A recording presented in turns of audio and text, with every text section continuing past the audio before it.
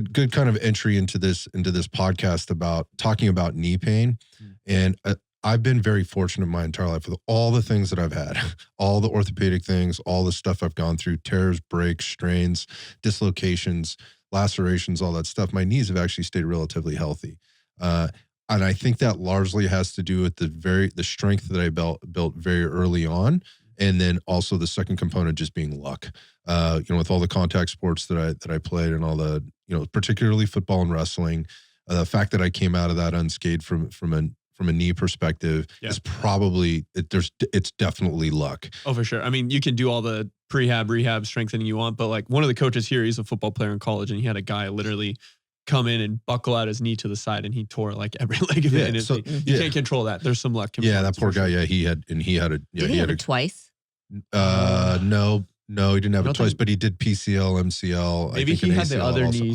I think maybe just meniscus on the other knee. But literally every leg. Interior lineman, got smacked. So I mean, obviously, like I got smacked a lot of times, just not in the right place at the right time, and I came out I broke a lot of things doing that, but I never actually had a knee injury. So, in terms of my relating to this, I can only relate in having dealt closely with people whether it be athletes or your average Joe or your weekend warrior that has to deal with this stuff all the time, and the propensity for it to happen or for somebody to have knee pain as they get older obviously goes up for a lot of reasons. We maybe talk about that, but I wanted to handle just talking about how to deal with knee pain because here's a couple things that I see people do when they start to have knee pain. The first thing they do is they ignore it. I literally was just talking through a client I just started working with today about this.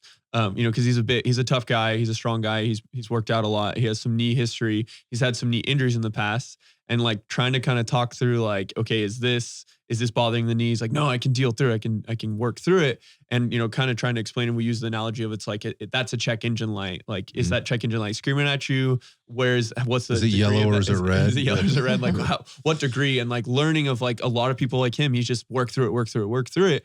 And you can do that for a while. You can, especially when you've dealt with some pain and you can handle it. But like at a certain point, if it keeps getting a deeper color or it's screaming at you more, at a certain point, it's gonna debilitate you to where you can't work through it any longer. So that's like the finding the balance with it for sure. So yeah, I think a couple other things they do is secondly, then they just like they try to find a workaround, and the workaround generally is like, ooh, I'll just rest it. Yes, I'll just rest a little typical, bit. Yeah. Whatever that means. That just means, okay, I'm going to push my leg day a day later, right? I'll give it a day off, or I'll not do this particular squat pattern. I'll go over to the leg press instead of doing my barbell back squats or whatever it is. So as an example, it might be a terrible one, but that's what I mean. Like they try to make an adjustment. There's no actual addressing it outside of, I'm just going to try and work around this. Yeah, get a knee sleeve or that's the answer. Or something a prophylactic or a knee sleeve. That's the answer. There's got to be an external answer for this. Something I can slap on it to further ignore it or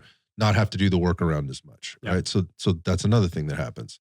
The other thing that could happen is they recognize there is something there, and so they go straight to the Google, right, and they start reading a bunch of stuff, and they self-diagnose what their problem is. Oh, I've got that pain, and this is when it hurts me when I do this, and this is what the Google says. So I have now self-diagnosed myself with, I don't know, patellar tendonitis. I've got a meniscus. I must have a meniscus tear. I did have that ACL injury when I was younger, so that's what it is. It's going to be the ACL again. Yeah. Or I've got maybe like some chondromalacia or like runner's knee, maybe another one or something like that. They have zero clue about their human body outside of like lift weights, get bigger. That's worked for me. But I can go to Google and I can immediately figure out what's going on with my knee. So they self-diagnose, and then from there that turns into, I am this problem. Like I am the patellar tendonitis, and they go right back to the same shit I just said. Like it's I'll ignore this. Like, okay, now that I know what it is, then I know what it is, and I'm going to ignore it again. Or I know what it is, and I just needs a little rest. And that Google told me I need some ice and maybe a knee sleeve, and that should help it. That's an answer for this. And or I'll just keep taking my ibuprofen. All of the things, man. So it's interesting. We're talking about the knee, but this is a lot of things. It doesn't necessarily have to be the knee, but that one comes up a lot, especially as people get older. You know, I'll go back, like even through the jiu-jitsu, I didn't have a knee issue. I never had a knee issue. I had a lot of other things, but I never had knee issues. So again, in my relating to this, and what I've seen happen is just from working with thousands of people over my years. And it never ceases to amaze me that the pattern never changes. Yeah. It's constantly the same. The only thing that has changed, I think, as the years went on, was that self-diagnosis part. Yeah. Then another thing can happen is like they identify like, okay, I have this issue. And I probably should have it looked at. And they have some form of medical insurance, or they have somebody who's a chiropractor, or they have a chiropractor or something, then they go in and they get a diagnosis, right? Now that is a very broad term. Because who is making that evaluation and ultimately that diagnosis? How did they get to that conclusion? And so sometimes it means going to like a primary care physician. So if you go to your PCP and you sit down and they go, tell me what's going on. And you tell them, and then they give you an answer, red fucking flag. If they don't get their hands on you, right? And even still, I'm not saying that's the best thing. If this is not something they deal with, on a big difference between a PCP and let's say an orthopedic surgeon who deals with this stuff all the time, or an AT or a PT or something, they can get their hands on you and give you an evaluation, that's a red flag. So, but they've gotten an answer from the quote unquote professional. So they walk out of there going, okay, this is what my problem is. But we don't actually know if that's the problem or not. And they're usually given, to Cece's point, an anti-inflammatory, right? Or maybe even a painkiller, so that somebody can get back to play, right? Without actually addressing the problem. So the self-diagnosis problem is an issue, and then also has become more of an issue. And I also noticed that the diagnosis problem has been exacerbated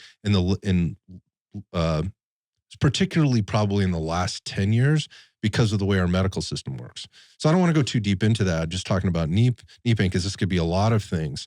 But it gets people deeper down the road to where, like, your client is now. I watched him walk in today. Not only is he wearing a full sleeve on that whole leg, he's got a knee sleeve over the top of that. That's clearly been an issue. He walks with a limp, and his gait is, so let's just say his gait is not awesome. Yeah. Right. You can see atrophy happening because of all the things I just said. Like he's tried to work around it. And he was running on the treadmill prior to his workout. Right. So the new client, I'm having lots of discussions. So there's this huge things going on, but you don't have to live with knee pain. No. Right. Some cases you have some things that are not going to be able to be fixed. Right.